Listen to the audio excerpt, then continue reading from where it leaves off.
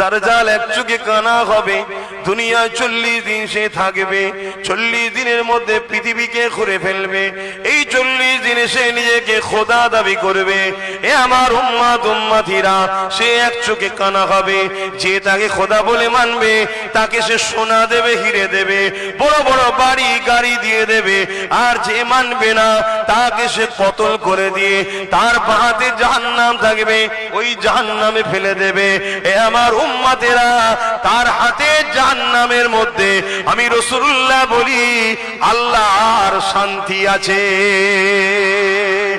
আর যে তাকে মেনে নেবে সে তাকে সোনা দানা দেবে এবং তার ডান হাত জান্নাত আছে, তার জান্নাত ওই জান্নাতে দেবে।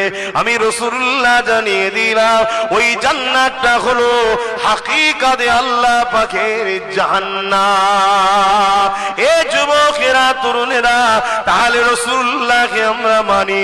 নবী আমার 1500 বছর আগে বলে গেছে দাজ্জাল ততক্ষণ পর্যন্ত আসবে না যতক্ষণ পর্যন্ত দুনিয়ার জমিনে খরা না দেখা দেবে। এই পৃথিবীতে একটা খরা দেখা দেবে, অভাব দেখা দেবে এবং পৃথিবীর জমিনের মানুষগুণ তৎকালীন হুকুমাতের পরিচালনাতে ভিখারি হয়ে যাবে, গরিব হয়ে যাবে, লোকের দুয়ারে দুয়ারে হাত পাততে থাকবে। আজ খেয়াল করে দেখো, আমাদেরকে ভিখারি বানাবার প্ল্যান বিশ্ব জুড়ে চলছে, গরিবি বানানোর চরণা বিশ্ব জুড়ে চলতে লেগেছে। আল্লাহ নবী বললে ততক্ষণ পর্যন্ত দাজ্জাল আসবে না যতক্ষণ পর্যন্ত না পৃথিবীর জমিনে দাজ্জালের আলোচনাটা বন্ধ হয়ে যাবে। বলুন ভাঙরের মানুষ, আপনাদের এলাকায় দাজ্জালের আলোচনা হয়? উলামারা দাজ্জালের আলোচনা করে কি? হ্যাঁ কি না বলুন? হ্যাঁ করে। আলেম উলামারা দাজ্জালের আলোচনা করে? হ্যাঁ, আমি ওটা বলছি নি, আলোচনাটাই বন্ধ হয়ে গেছে। দাজ্জালের আলোচনা হয় আর হয় না, বন্ধ হয়ে গেছে। তো রাসূলুল্লাহ বললেন দাজ্জালের আলোচনা যখন বন্ধ হবে তখন দাজ্জাল আসার সম্ভাবনা তখন আসবে। তাহলে আমাদের রাসূলের ভবিষ্যৎবাণী অনুযায়ী দাজ্জালের আসার কাছাকাছি আসছে না আসলে? বলুন বলুন বলুন। আর দ্বিতীয় নম্বর কথা, আমরা ভিখারি হয়েছি না হইনি? বলুন বলুন বলুন। 10 তলা বাড়িতে কি হয়েছে দেখবেন কোন জায়গায় ফ্রিতে কিছু খেদ্দান হয়েছে বসে বসে আছে না? নাই, কিসের অত খোঁজ লিবার দরকার নেই, হাত গুটিয়ে খাবে। কোন জায়গায় এক ছড়া কলা নিয়ে কাউকে দেওয়া শুরু করুন, ও দেখবেন হাত পাচ্ছে। কেন? এটা হ্যাবিট। হাত পাতা, হাত পাতা, হাত পাতা, হাত পাতা, পাতানো হয়েছে না হয়নি?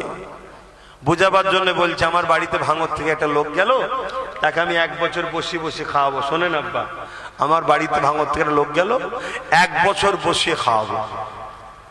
যা খেতে চাইবে আর চাইবে, খাটাখাটি করতে হবে, শুধু খাওয়া বসে বসে। 1 বছর পর ওকে যদি ঘর থেকে বার করে দিই, দলিশ থেকে তাড়িয়ে দিই, ওর কি দশা হবে? এবারে খাটতে পারবে আর? জোরে বলুন।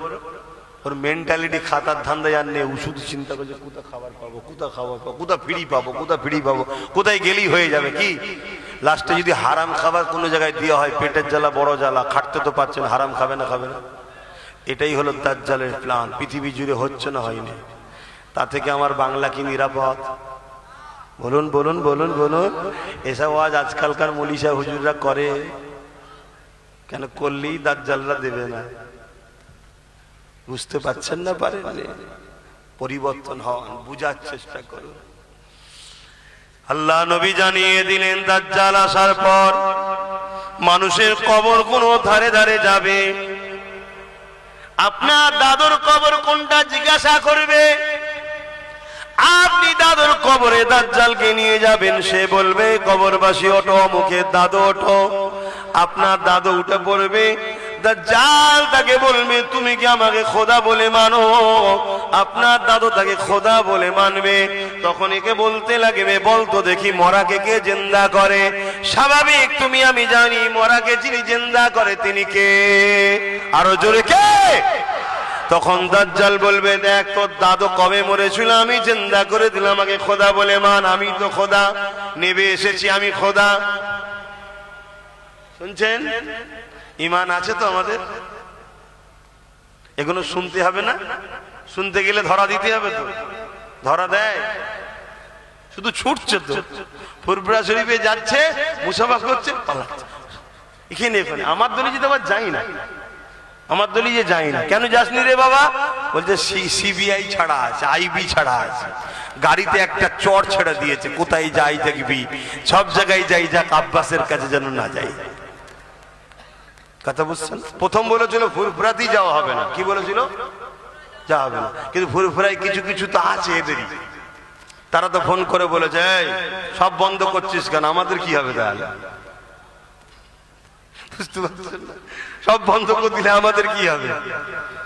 ওর কথা বাদ দে, ওর কাছে নাই যে দিবিনি দিবিনি দিবিনি, আমরা তো তোদের দিকে, আমাদের কি সমস্যা হলো?